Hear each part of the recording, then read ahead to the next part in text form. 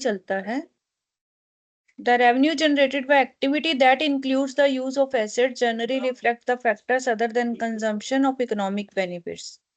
For example, revenue is affected by the other input and process, selling activities, changes in sale volume and price, क्योंकि revenue बहुत सारे factors पे impact करता है। आपकी input और आउटपुट का प्रोसेस क्या है, सेलिंग एक्टिविटीज क्या है, सेल वॉल्यूम क्या है, इन्फ्लेशन कितनी है मार्केट में, तो इसलिए हम रेवेन्यू मेथड को डेप्रिसिएशन में नहीं लेते हैं। ठीक है, अब आगे मैं पढ़ने के लिए बुलाऊंगी रमन, आप पढ़िए बेटा।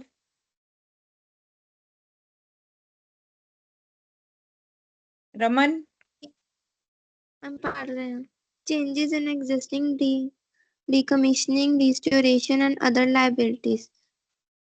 The cost of property, plant and equipment may undergo changes subsequent to its acquisition or construction on account of changes in liabilities, price adjustment, changes in duties, changes in initial estimate of amounts provided for dismantling, removing, restoration, and similar factors are included in the cost of the asset.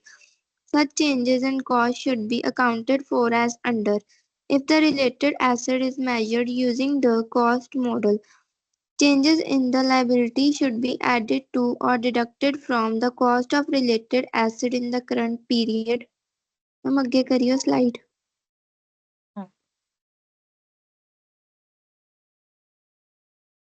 The amount deducted from the cost of the asset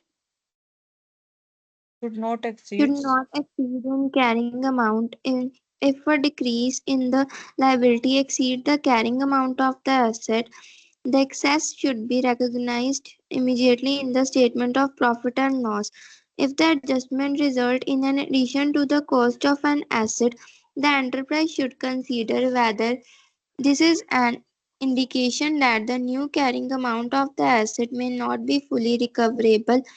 If it is such an indication, the enterprise should test the asset for impairment by estimating its recoverable amount. The and should account for any impairment loss in accordance with Accounting Standard 28. If the related देखिए asset बच्चे, ठीक है मैं बताती हूँ, आगे explain करती हूँ पहले। ठीक है, changes in existing decommissioning, restoration and other liabilities. तो वो कहते हैं कि आपने कुछ भी अगर चेंजेस करनी है, the cost of property plant equipment में अंडरगो चेंजेस। देखो जो हमारी कॉस्ट होती है प्रॉपर्टी की, पीपीई की, वो चेंज होती रहती है। ठीक है, कॉन्सिक्वेंट टू इट्स एक्विजिशन और कंस्ट्रक्शन और account of changes in liabilities. देखो आपने एक्वायर की, उसके बाद आपने उसके ऊपर और कंस्ट्रक्शन की। ठीक है, clear. On account of changes in liabilities, उसकी कुछ पेमेंट्स की, कोई टैक्स वैक्स रहता था कोई इधर उधर, वो पेमेंट की, प्राइस एडजस्टमेंट्स की आपने, कोई चेंजेस इन ड्यूटीज हो गई, ड्यूटीज चेंज कर दी गवर्नमेंट ने, प्रॉपर्टी टैक्स वगैरह की, वहां हो गया आपका change in initial estimate of amount provided for dismantling, removing and restoration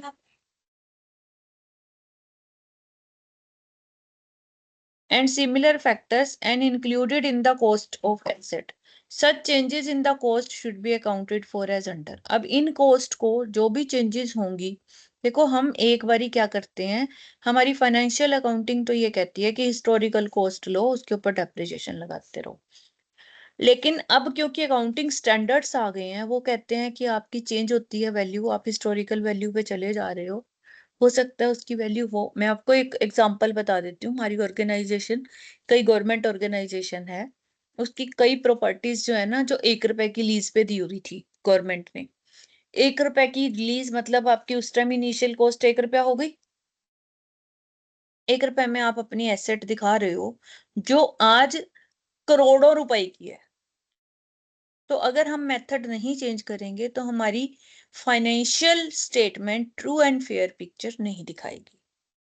अब आगे आता है कि आपकी एसेट को जो आपने कॉस्टिंग की है वो किस तरह से की है।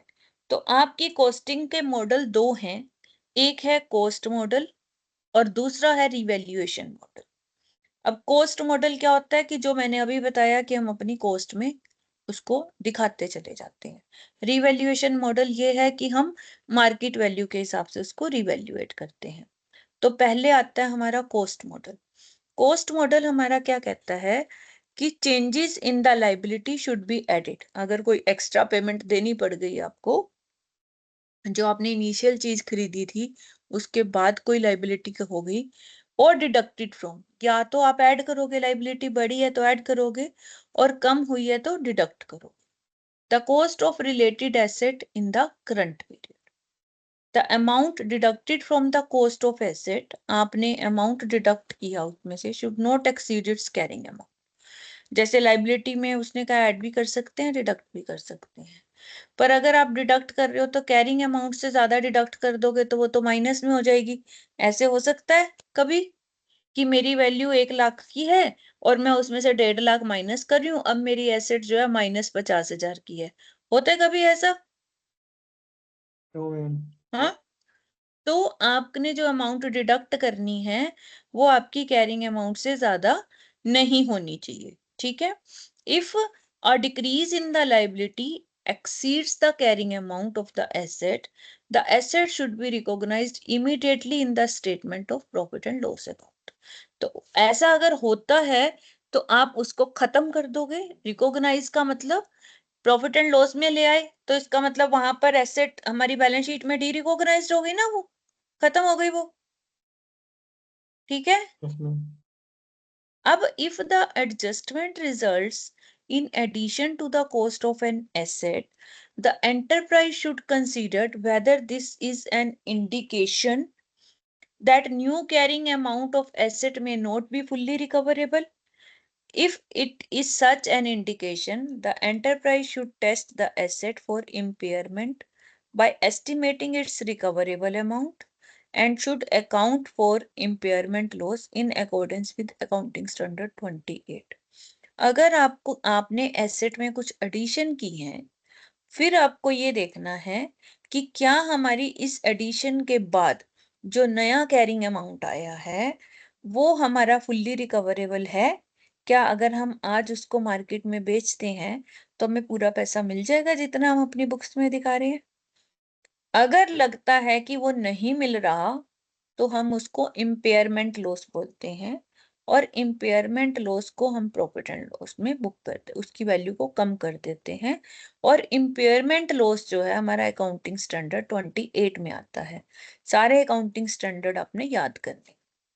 If the related asset is measured using revaluation method, अभी ये तो पहले 3 पॉइंट्स जो आपने पढ़े हैं ये तब करने हैं अगर आप अपनी एसेट को कॉस्ट मॉडल पे दिखाते हो। अब अगला है, अगर आप रिवैल्यूएशन मेथड मॉडल पे दिखाते हो तो आपने क्या करना है? Changes in liability alter the revaluation surplus. ठीक है। अगर श्वेता दरवाजा बंद कर दो मेरा।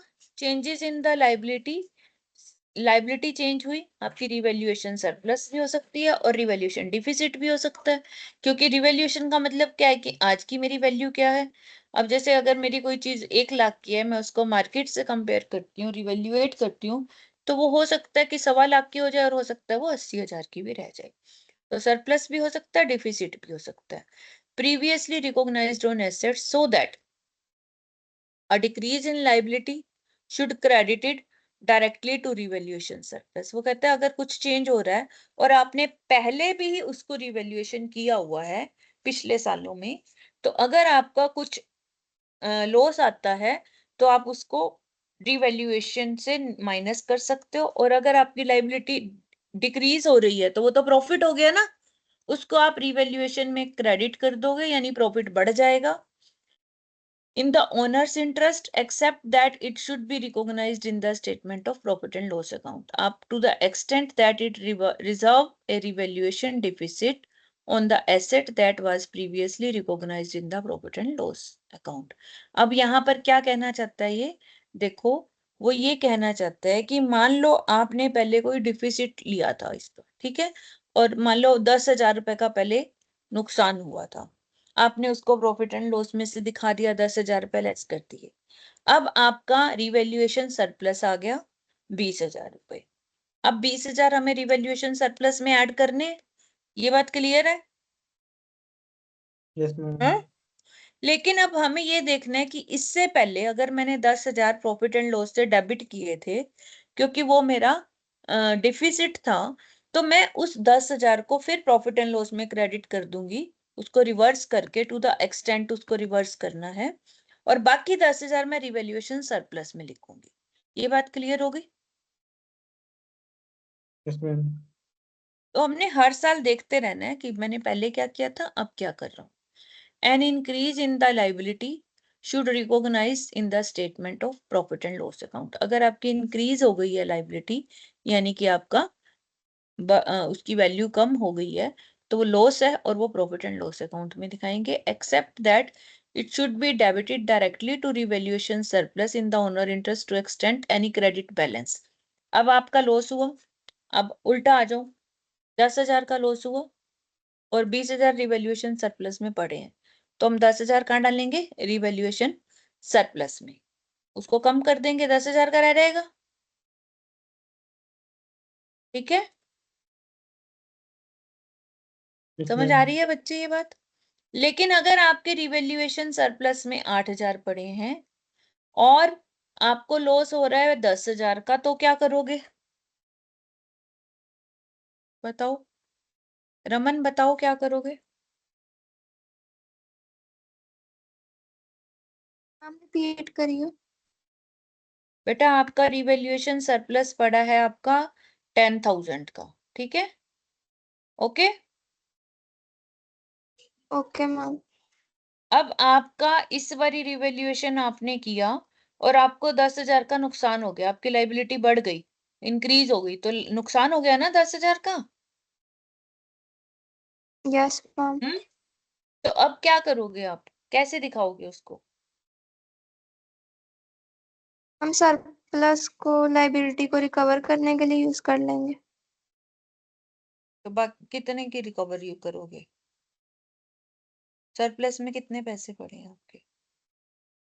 10,000। नहीं, 10 तो नहीं पड़े, आपने मेरी बात को समझा नहीं। कोई बताएगा आप में से इस बात को, समझाएगा कोई? 2,000। हाँ बिल्कुल ठीक है कुणाल, वेरी गुड। बताओ कैसे करेंगे, ध्यान से नहीं सुनते इसका मतलब आप। कुणाल बताओ आप। मैं सरप्लस 10,000 ਦਾ लो 60,000 ਦਾ ਹੈ। नहीं, लॉस 10,000 का है, सरप्लस 8,000 का है, तो 8,000 तो हम सरप्लस में से माइनस कर देंगे और बाकी 2,000 का लॉस हम प्रॉफिट एंड लॉस से चार्ज करेंगे। इसमें मतलब कि जब भी रिवैल्यूएशन बनानी है तो आपने पहले देखना है कि पहले कुछ पड़ा है हमारा या पहले हमने कुछ डेबिट तो नहीं किया। ठीक है, इसमें देखो फिर से समझो, ठीक है। आप जब कोई रिवैल्यूएशन करते हो ना एसेट्स की, अगर आप रिवैल्यूएशन मॉडल पे जाते हो तो आपने करना क्या है, देखो मान लो मैं आपको एक्सेल में दिखा देती हूँ, चलो एक बारी क्लियर कर देती हूँ आपको ये चीज।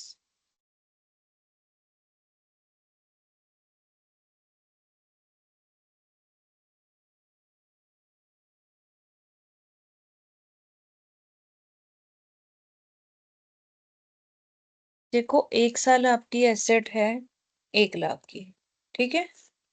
अब आपकी लाइबिलिटी इंक्रीज हो गई, तो उससे आपकी कॉस्ट बढ़ गई। लाइबिलिटी, पहले तो ये याद कर लो, लाइबिलिटी इंक्रीज होना, लाइबिलिटी डिक्रीज होना, ठीक है।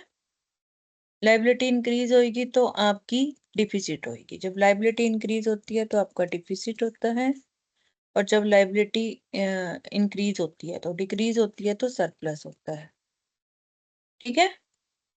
इसमें पहले पहले साल में आपका सरप्लस हुआ 10,000 का, ठीक है, ये आपका फर्स्ट ईयर में, ठीक है, आपने लिख दिया रिवैल्यूएशन सरप्लस।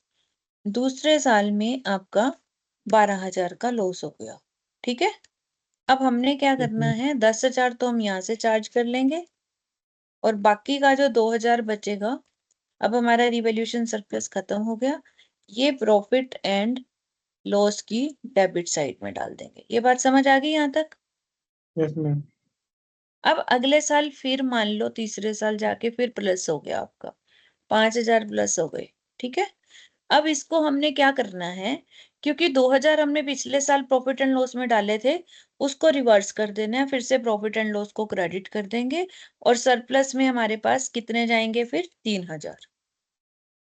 ये बात समझ आई आपको? अब सारी कंडीशंस बता दी मैंने यस आपको। मैम। हाँ जी, बाकियों को आ रहा है समझ? Yes ma'am. इस तरह से आपने इसको कंसीडर करना है सारी चीज को। ठीक है, और ये दिमाग में बिठा लो, इन चीजों पे क्वेश्चन भी आते हैं।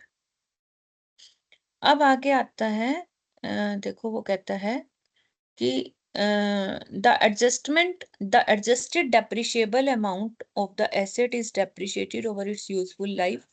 Therefore, once related asset has reached the end of its useful life, all subsequent changes in liability should be recognized.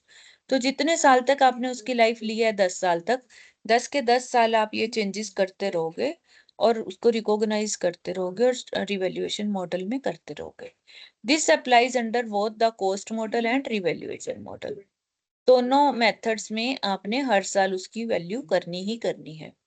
Impairment अभी हमने पढ़ा था, इम्पेयरमेंट हमारा आता है अकाउंटिंग स्टैंडर्ड 28 में। इम्पेयरमेंट लॉस कब होता है? जब मेरी कैरिंग अमाउंट जो है वो ज्यादा हो जाती है और मार्केट की वैल्यू कम है। मैंने अपनी बुक्स में कोई चीज 5 लाख की दिखा रखी है, मार्केट में वो 3 लाख से ज्यादा की नहीं बिकेगी, तो 2 लाख का मेरा इम्पेयरमेंट लॉस होगा। ये बात क्लियर होगी आपको? Yes ma'am. वो कहता है to determine whether an item of property, plant and equipment is impaired, an enterprise applies in accounting standard 28 impairment of asset. Accounting standard 28 explains how the enterprise reviews the carrying amount of its asset, how it determines the recoverable amount of the asset, and when it recognizes and reverses the recognition of an impairment loss. तो अब compensation for impairment loss कब आता है? Compensation from third parties for its items of property, plant and equipment that were impaired, lost और given up should be included in the statement of profit and loss account when compensation become receivable. अगर मान लो आपका impairment loss हो रहा है और उसका जो लॉस है आपको किसी थर्ड पार्टी से मिल जाना है, जैसे कई बार हमारा एबनॉर्मल लॉस में हम कहते हैं ना इंश्योरेंस कंपनी से मिल जाता है।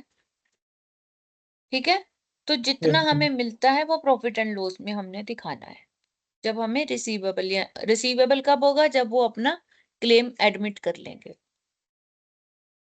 इम्पेयरमेंट लॉस और losses of items of property, plant and equipment, related claims for or payments of compensation from third party or any subsequent purchase or construction of replacement of asset are separate economic events and accounted separately as follows. अगर आप और property खरीद रहे हो और कुछ खरीद रहे हो तो फिर वो आपका, या कंस्ट्रक्शन कर रहे हो, वो सेपरेट चीज है, उसको आप अलग से दिखाओगे। Impairment of property, plant and equipment आपने याद रखना है कि कौन से अकाउंटिंग स्टैंडर्ड में रिकॉग्नाइज किया जाता है? 28 में, ये याद रखना है। Derecognition of item of property, plant, equipment, retired or disposal of its determination is according to with this standard जो हम पढ़ रहे हैं। Compensation from third party for items of property, ये जो पॉइंट आपके बॉक्सेस में लिखे हुए हैं ना, इसमें से क्वेश्चन आ जाने हैं आपके एमसीक्यू में। From third parties from item of property, plant and equipment that were impaired, lost or given up, including in determining profit and loss when it becomes receivable. Compensation जो है वो तब हम प्रॉफिट एंड लॉस में लेके जाते हैं जब वो रिसीवेबल हो जाती है। The cost of item of property, plant and equipment restored, purchase और कंस्ट्रक्टेड और replacement is determine in according to with this standard. अब आता है रिटायरमेंट्स। रिटायरमेंट्स में items of property, plant and equipment retired from active use and held for disposal should be stated at lower of their carrying amount or net realizable value. अब retirement क्या होती है? देखो, life से पहले हम काम करना छोड़ देते हैं तो उसको हम रिटायरमेंट बोलते हैं। ठीक है, अब प्रॉपर्टी, प्लांट एंड इक्विपमेंट की लाइफ तो 10 साल थी, लेकिन 7 साल के बाद हम उससे काम लेना बंद कर रहे हैं, क्योंकि हमारे पास नई एसेट आ गई, मार्केट में नई चीज आ गई, हम वो ले रहे हैं, टेक्नोलॉजी नहीं आ गई, उसकी कमर्शियल वैल्यू कम हो गई और हम उसको डिस्पोज ऑफ कर रहे हैं, तो उसको बोलते हैं हम रिटायरमेंट। क्या बोलेंगे? रिटायरमेंट। अब क्या करेंगे, तो हमने डिस्पोजल जो करनी है, रिटायर्ड करनी है, किस पे करनी है? लोअर, जो हम अपनी इन्वेंट्री में करते हैं, लोअर ऑफ कॉस्ट और मार्केट वैल्यू, यहां भी वही करनी है। लोअर ऑफ कैरिंग अमाउंट और नेट रियलाइजेबल वैल्यू, दोनों में से जो लोअर होगी वो लेनी है। क्लियर हो गई ये चीज? Yes ma'am. Any written down in this regard should be recognized immediately in profit and loss account. Written write down मतलब क्या होता है? लॉस। अगर आपको कोई लॉस होता है ऐसा करने से, तो आपने इमीडिएटली उसको प्रॉफिट एंड लॉस स्टेटमेंट में दिखा देना है। ये तो होता है रिटायरमेंट। रिटायरमेंट का मतलब होता है पहले से सेल कर देना, सिर्फ टर्मिनोलॉजी चेंज की गई है, आपने उसी तरह लिखनी है। Retired from active use. आगे है derecognition. The carrying amount of an item of property, plant and equipment should be de-recognized. कब de-recognize होती है? देखो आपने रिटायर कर दिया, चाहे उसकी यूजफुल लाइफ खत्म हो गई या उससे पहले आपने रिटायर कर, अब हमने अपनी बुक्स में से उसको कब निकालना है, ठीक है? de-recognize कब करना है? कब de-recognize करेंगे? या तो डिस्पोजल पर, जब हम उसको बेच देंगे, या जब हमारे पास उसके फ्यूचर इकोनॉमिक बेनिफिट्स आने बंद हो जाएंगे। ठीक है, अब हमें कोई उसका फायदा होने वाला नहीं है, वो चीज नहीं बिकी, पड़ी है, पड़ी रहेगी, लेकिन हमें उससे कोई फायदा नहीं हो रहा है। The gain or loss arising from de-recognition of an item of property, plant, equipment should be included in the statement of profit and loss account when the item is de-recognized. जब आपकी आइटम de-recognized होती है, उसके बाद आपने उसका profit या loss profit and loss में डाल देना है। ठीक है, अनलेस अकाउंटिंग स्टैंडर्ड 19 जो है वो लीज के लिए है, रिक्वायर अदरवाइज और sale of lease back, gain should not classified as revenue as defined in accounting standard 9 revenue recognition. तो अगर आपने कोई चीज लीज पे ली हुई है तो फिर ये चीज नहीं आएगी डी रिकॉग्नाइजेशन में कि उसका प्रॉफिट एंड लॉस हम ट्रांसफर कर रहे हैं। और दूसरा, अगर आपने वो आइटम जो है सेल करी है, उससे आपको प्रॉफिट हो रहा है, तो प्रॉफिट को profit from other comprehensive income ले सकते हो आप, लेकिन अपनी रेवेन्यू में नहीं लेना है, क्योंकि वो आपका नॉर्मल रेवेन्यू नहीं है। However, an enterprise that in the course of its ordinary activities routinely sell the property, plant and equipments that held for rental or other should transfer such assets to inventories at their carrying amount when they ceases to be rented and become held for sale. The proceeds from sale of such assets should be recognized in revenue as per accounting standard 9 revenue recognition. तो accounting standard 9 आपका revenue recognition का है।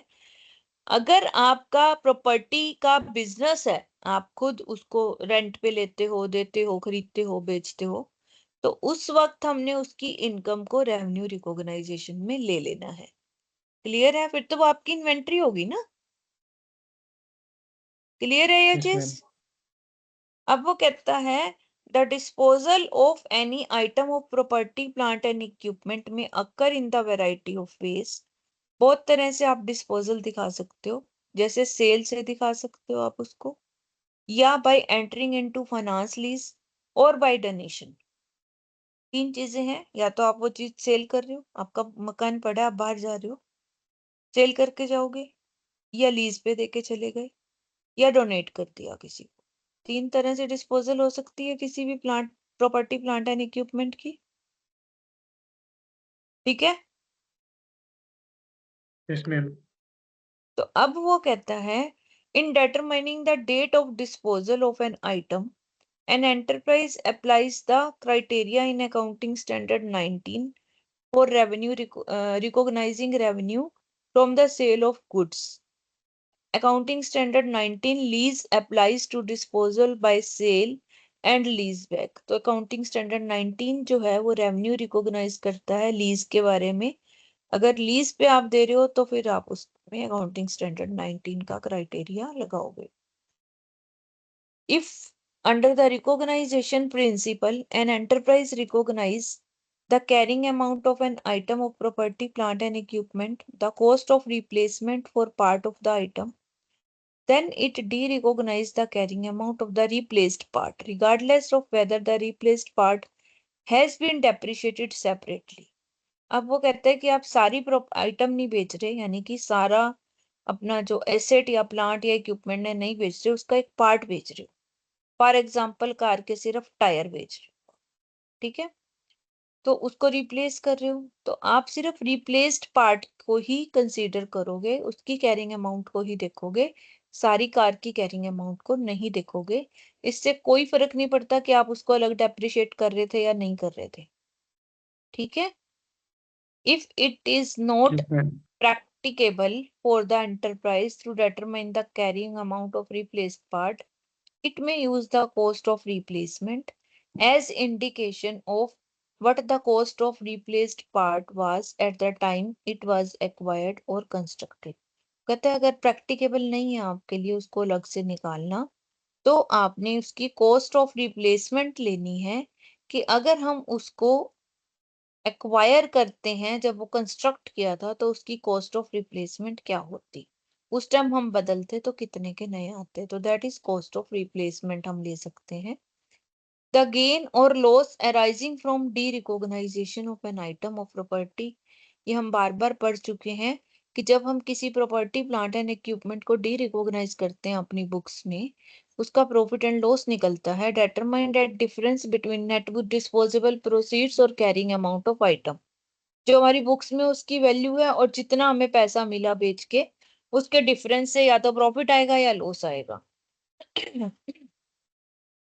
The consideration receivable on disposal of an item of property, plant and equipment is recognized in accordance with the principles of accounting standard 9। Accounting standard 9 के principal से हमने चलना है, ठीक है। ये बाद हम करते हैं।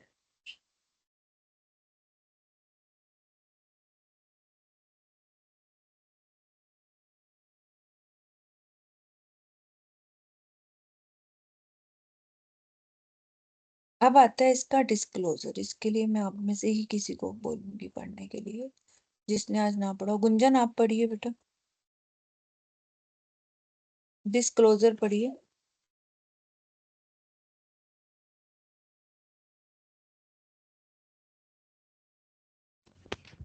Disclosure. The financial statement should disclose for each class of property, plant and equipment the measurement basis, that is cost model or revaluation model, used for determining the gross carrying amount, the depreciation methods used, the useful lives or the depreciation rates used. In case the useful life or the depreciation rates used are different from those specified in the statute governing the enterprise, it should make a specific mention of that fact. The gross carrying amount and the accumulated depreciation aggregated with accumulated impairment losses at the beginning and end of the period, and a reconciliation of the carrying amount at the beginning and end of the period showing additions, assets retired from active use and held for disposal, acquisitions through business combinations, increases or decreases resulting from revaluations and from impairment losses, recognized or reversed directly in revaluation surplus in accordance with Accounting Standard 28. The impairment losses recognized in the statement of profit or loss in accordance with AS 28. Impairment losses reversed in the statement of profit and loss in accordance with AS 28. Depreciation, the net exchange differences arising on the transmission of the financial statements of a non-integral foreign operation in accordance with AS 11. The effects of changes in foreign exchange rates and other changes. आगे बढ़िए। The financial statements should also disclose. रुको रुको रुको, गुंजन आप रुको, राजकुमार आप पढ़िए आगे।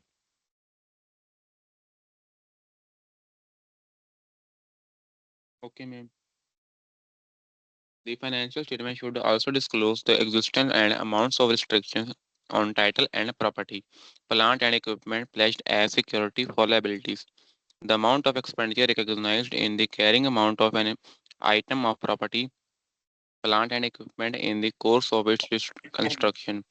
The amount of contractual commitments for the acquisition of property, plant and equipment, if it is not disclosed separately on the face of the statements of profit and loss, the amount of compensation from third parties for items of property, plant and equipment that were impaired, lost or given up that is included in the statement of profit and loss, and the amount of assets retired from active use and held for disposal. Selection of the depreciation method and estimation of the useful life of assets are matters of judgment. Therefore, disclosure of the methods adopted and the estimated useful lives or depreciation rates provides users of financial statements with information that allows them to review the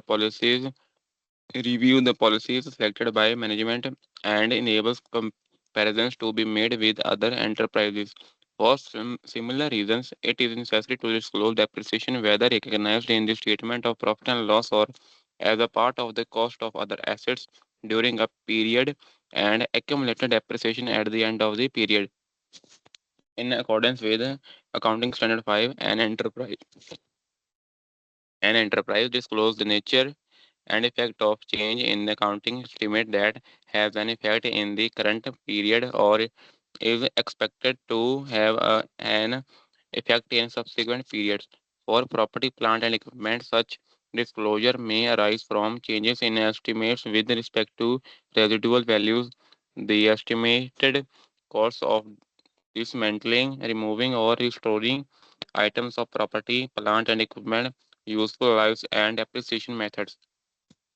If items of property, plant, and equipment are stated at revalued amounts, the following should be disclosed: the effective date of the revaluation, whether an independent valuer was involved, the methods and significant assumptions applied in estimating fair values of the items, the extent to which fair values of the items were determined directly by reference to observable prices in an active market or recent market transactions on arm's length terms or were estimated using other valuation techniques, and the revaluation surplus indicating the change for the period and any restriction on the distribution of the balance to shareholders. Yes, matters. एक point रह गया, ये भी पढ़िए बेटा, एक point रह गया, ये भी पढ़िए। An enterprise is encouraged to disclose the following: the carrying amount of temporarily idle property, plant, and equipment, the gross carrying amount of any fully depreciated property, plant, and equipment that is still in use for each revalued class of property, plant, and equipment, the carrying amount that would have been recognized had the assets been carried under the cost model, the carrying amount of property, plant, and equipment retired from active use and not held for disposal. ठीक है, देखिए अब आपके पास disclosure आया है। Disclosure कैसे करना है? हमने हर क्लास की प्रॉपर्टी, प्लांट एंड इक्विपमेंट जो हमारे पास हैं उसको डिस्क्लोज करना है अपनी फाइनेंशियल स्टेटमेंट्स में। उसके लिए मेजरमेंट बेस क्या होगा? या तो हम कॉस्ट मॉडल लेंगे या रिवैल्यूएशन मॉडल लेंगे। जो भी हमने मॉडल यूज किया है उसका ग्रोस कैरिंग अमाउंट हमारी मेजरमेंट होगी। फिर हम उसके बाद बताएंगे कि डेप्रिसिएशन मेथड हम कौन सा यूज कर रहे हैं। फिर हम डिस्क्लोज करेंगे हमारी यूजफुल लाइफ कितनी है और डेप्रिसिएशन का रेट हम कौन सा ले रहे हैं। वो कहता है अगर यूजफुल लाइफ या depreciation rate used are different from those specified in statute governing the enterprise, जो अपने अपनी एंटरप्राइज की पॉलिसीज या रिकमेंडेशंस बनाई हुई हैं उससे अलग आप कुछ कर रहे हो तो आपको उसको स्पेसिफिकली मेंशन करना चाहिए कि हमारे मेमोरेंडम में, हमारे रूल्स में तो ये लिखा हुआ है पर हम कर ऐसे रहे हैं, और वो क्यों ऐसे कर रहे हैं उसका रीजन भी देना है। अकाउंटिंग स्टैंडर्ड के हिसाब से हम कर रहे हैं। The gross carrying amount and accumulated depreciation, आपने at the beginning of the period लेना है दोनों चीजें, ठीक है। Aggregated with accumulated impairment losses अगर हैं वो भी लेने हैं, एक्यूमुलेटेड डेप्रिसिएशन भी लेनी है, और carrying amount, gross carrying amount भी लेना है। वो लेना है eight the beginning and at the end of the period, दोनों का लेना है, ओपनिंग वाला भी क्लोजिंग वाला भी। फिर हमें रिकॉन्सिलेशन करनी है कैरिंग अमाउंट की, कि बिगिनिंग में हमारा क्या था, एंड में हमारा क्या था। उसमें हमने शो करना है एक स्टेटमेंट बना के कि क्या हमने एडिशंस की एसेट्स की, कौन सी एसेट्स हमने रिटायर कर दी, कौन सी हमने डिस्पोजल कर दी, कौन सी डिस्पोजल के लिए रखी हुई हैं, कौन सी हमने एक्विजिशन की, नई कॉम्बिनेशन, हमने नए बिजनेस किसी के साथ मर्जर किया, एक्विजिशन की, उसमें हमारे पास एसेट्स ऐड हुई, हमारी इंक्रीज हुई या डिक्रीज हुई, रिवैल्यूएशन से हमारा कोई इम्पेयरमेंट लॉस हुआ, उसको हमने रिकॉग्नाइज किया या रिवर्स किया। दो केसेस थे ना आपके जब हम रिवैल्यूएशन करते हैं तो। Revaluation surplus in according to accounting standard 28, impairment loss कई हमने रिकॉग्नाइज किया, या इम्पेयरमेंट लॉस को हमने रिवर्स किया प्रॉफिट एंड लॉस में, या डेप्रिसिएशन लगाया, नेट एक्सचेंज डिफरेंस क्या क्या थे हमारे, या अगर हमारे फॉरेन एक्सचेंज, फॉरेन के साथ हमारी डीलिंग है तो नॉन इंटेग्रल फॉरेन ऑपरेशंस जो हैं अकाउंटिंग स्टैंडर्ड 11 में आते हैं, उसमें क्या होता है, differences arises due to foreign exchange, वो हमने लेना है। The effect of change in foreign exchange rate and other changes, तो ये सब आपने दिखाना है अपने डिस्क्लोजर में। फाइनेंशियल स्टेटमेंट में आपने दिखाना है कि आपने कौन कौन सी एग्जिस्टेंस और अमाउंट है जिसमें आपको रिस्ट्रिक्शंस हैं टाइटल पे। रेस्ट्रिक्शंस कब होती हैं, जब हमने चीज लीज पे ली होती है ना, तो हम उसको बेच नहीं सकते, हम यूज तो कर सकते हैं, हम बेच नहीं सकते, तो हमारे पास रिस्ट्रिक्शंस होती हैं टाइटल में, वो भी हमें डिस्क्लोज करनी है, ठीक है। कोई प्लेज्ड पे रखी हुई है हमने बैंक के पास लोन के लिए, लोन लिया हुआ है उसके अगेंस्ट, तो उसकी भी हमें रिस्ट्रिक्शंस होंगी, वो भी हमें शो करना है। या कोई अपने एक्सपेंडिचर रिकॉग्नाइज किया कैरिंग अमाउंट पे, कंस्ट्रक्शन की, कुछ नया काम किया, तो वो भी हमें डिस्क्लोज करना है। कहने का मतलब ये ईच एंड एवरीथिंग हमने डिस्क्लोज करना है। इसके अलावा आपने डेप्रिसिएशन मेथड कैसे सिलेक्ट किया, यूजफुल लाइफ आपने कैसे सिलेक्ट की, उसकी जजमेंट कैसे लगाई, वो सब भी आपको डिस्क्लोज करना है। अकाउंटिंग स्टैंडर्ड 5 में वो कहता है कि आपको nature and effect of change in accounting estimate, that is important कि आपने अकाउंटिंग एस्टिमेट में अगर कोई चेंजेस किए हैं अपनी वैल्यू में, वो आपको दिखाना है, और सब्सिक्वेंट पीरियड्स में उसको दिखाते रहना है। नहीं दिखाना नहीं है, दिखाना एक ही बारी है, लेकिन उसका इम्पैक्ट जो है आगे तक आपने लेके जाना है, ठीक है। अगर आप रिवैल्यूएट अमाउंट पे दिखा रहे हो तो वो भी आपने डिस्क्लोज करना है, अपने रिवैल्यूएशन कैसे की, उसका सरप्लस निकला या डिफिसिट निकला, उसको आपने किस तरह से अपने अकाउंट्स में उसको अकोमोडेट किया, ठीक है। तो इस तरह से आपका ये प्रॉपर्टी प्लांट एंड इक्विपमेंट का बहुत बड़ा आपका एक अकाउंटिंग स्टैंडर्ड था जो भी हमने खत्म किया है। तो इसको बार बार पढ़ लेना, जितनी बारी पढ़ोगे उतनी बारी समझ आएगा। और अगर आपको लगता है कि आपको कुछ चेंजेस की जरूरत है या कुछ डाउट है तो आप मेरे से डिस्कस कर सकते हो, ठीक है। क्लियर है ये चीज। अब हमारे पास अगला अकाउंटिंग स्टैंडर्ड आता है, यहाँ पर अकाउंटिंग स्टैंडर्ड नहीं दिया, इसने कंपैरिजन दिया है कि इंडियन अकाउंटिंग स्टैंडर्ड 16 जो भी आपने किया है property plant and equipment, and Indian accounting standard 10, दोनों में क्या फर्क है। इंडियन अकाउंटिंग स्टैंडर्ड 16 जो है वो रियल एस्टेट को नहीं लेता है, जो रियल एस्टेट डेवलपर्स होते हैं, क्योंकि वो उनके लिए एसेट नहीं होती, वो प्रॉपर्टी उनके लिए इन्वेंटरी होती है, ठीक है, does not exclude accounting for real estate developers and it exclude accounting for real estate developers. Counting standard 10 जो है अभी हमने पढ़ा, पहले पढ़ा नहीं ना हमने।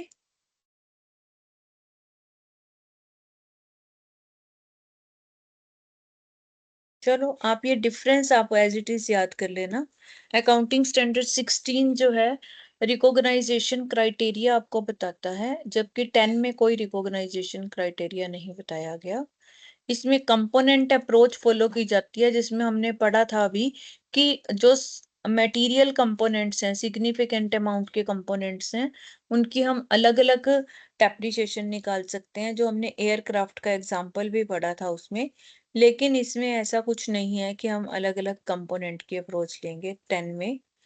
इसमें ये कॉस्ट मॉडल या रिवैल्यूएशन मॉडल, हमें कोई भी हम दोनों में से यूज कर सकते हैं, लेकिन यहाँ पर वो कहते हैं सिर्फ रिवैल्यूएशन मॉडल ही लेना है आपने। कॉस्ट मॉडल को ये रिकॉग्नाइज नहीं करता अकाउंटिंग स्टैंडर्ड 10। अब दोनों में फर्क क्या है, देखो आपने किसी ने ऑब्जर्व किया है कि इन दोनों में क्या फर्क लग रहा है आपको? बताएंगे मेजर फर्क क्या है अकाउंटिंग स्टैंडर्ड 10 और अकाउंटिंग स्टैंडर्ड 16 जो लिखा हुआ है? निशु आप बताओगे? मैंने ना शुरू से एक चीज बताई थी आपको, अगर याद हो तो। संजीव आप बताओगे?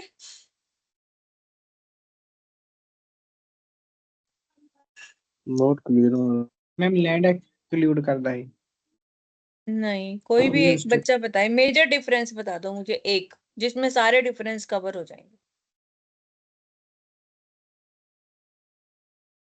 मैम ऐसा तो नहीं जो अकाउंटिंग स्टैंडर्ड 10 है वो इंटरनेशनल लेवल पे होता है, अप्लाई होता है, जो इंडियन अकाउंटिंग स्टैंडर्ड वो सिर्फ इंडिया में होता है।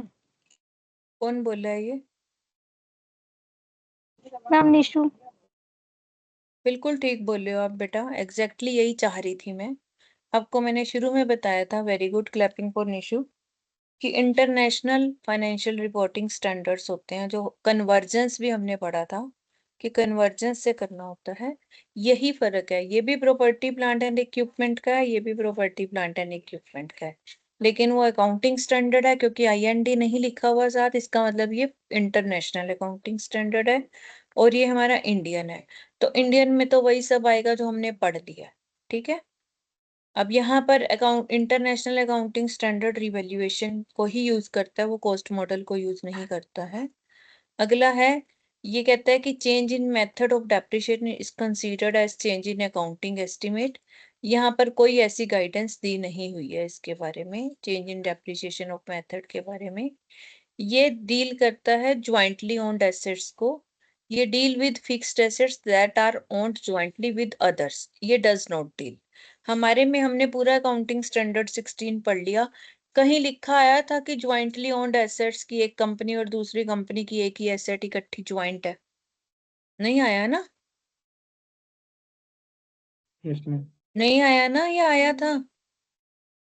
जबकि ये डील करता है अकाउंट इंटरनेशनल अकाउंटिंग स्टैंडर्ड। इसी तरह हमारा accounting standard held for sale को डील नहीं करता, जो हमने सेल के लिए रखी थी उसको हमने प्रॉपर्टी प्लांट एंड इक्विपमेंट से अलग निकाल दिया था ना, हमने पढ़ा था रेवेन्यू मेथड भी यूज नहीं करना। लेकिन यहाँ पर ये उन एसेट्स को भी लेता है जो सेल के लिए रखी हुई हैं एंड जो अपने एक्टिव यूज से रिटायर्ड हो चुकी हैं। इसकी additional cost of construction of self generated asset should not be considered। इसकी कोई स्पेसिफिक गाइडेंस नहीं दी हुई।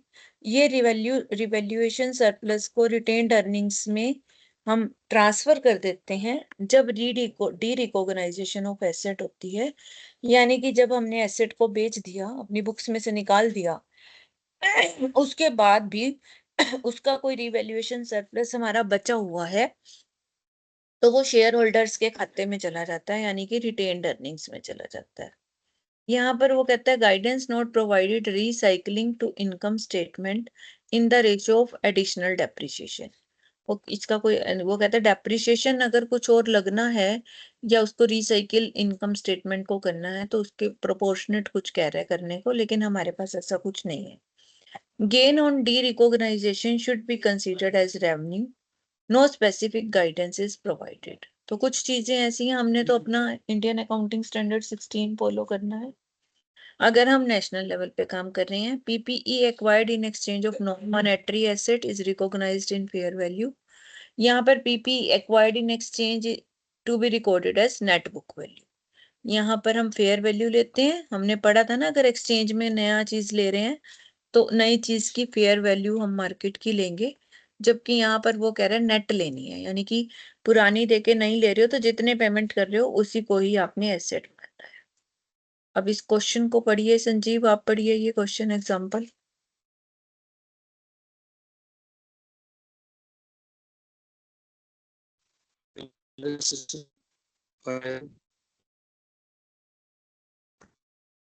आवाज क्लियर नहीं है, निशु आप पढ़िए।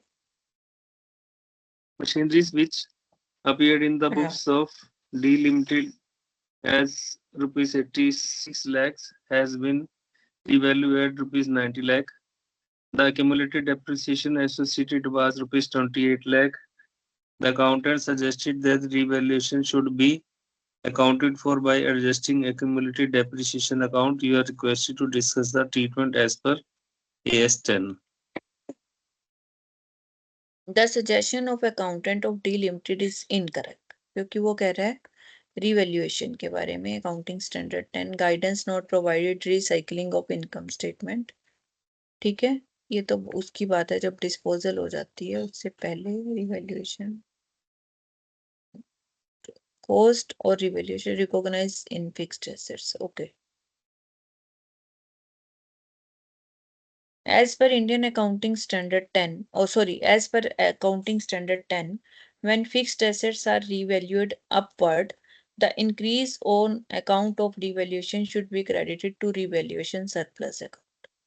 ये क्या कह रहा है? Suggest that revaluation should be accounted for adjusted in, वो कहता है कि जो आपका सरप्लस हो रहा है ना 4,000, और जो पहले डेप्रिसिएशन हो रखा है 28 लाख का, 4,000 से 4 लाख से डेप्रिसिएशन कम कर दो। तो ये तो हमने कहीं भी नहीं पढ़ा ना कि डेप्रिसिएशन कम कर दो। चाहे हमने अकाउंटिंग स्टैंडर्ड 10 भी पढ़ा है, उसमें भी उसने यही बोला, सॉरी इंडियन अकाउंटिंग स्टैंडर्ड 16 भी पढ़ा है, तो वो क्या कहता था कि रिवैल्यूएशन को रिवैल्यूएशन सरप्लस में रखो। अगर उसका कुछ लॉस होता है, मान लो कल को यही 90 वाली 84 रह जाए, फिर आप रिवैल्यूएशन से माइनस कर सकते हो, पर डेप्रिसिएशन में तो नहीं एडजस्टमेंट कर सकते ना उसकी। आई बात समझ? Yes ma'am. रिवैल्यूएशन की एडजस्टमेंट हम डेप्रिसिएशन से नहीं कर सकते, इसलिए वो गलत सजेशन दे रहा है, वो इनकरेक्ट है। अगला क्वेश्चन निशु आप पढ़ो ये। Okay, ma'am. Illustration 6.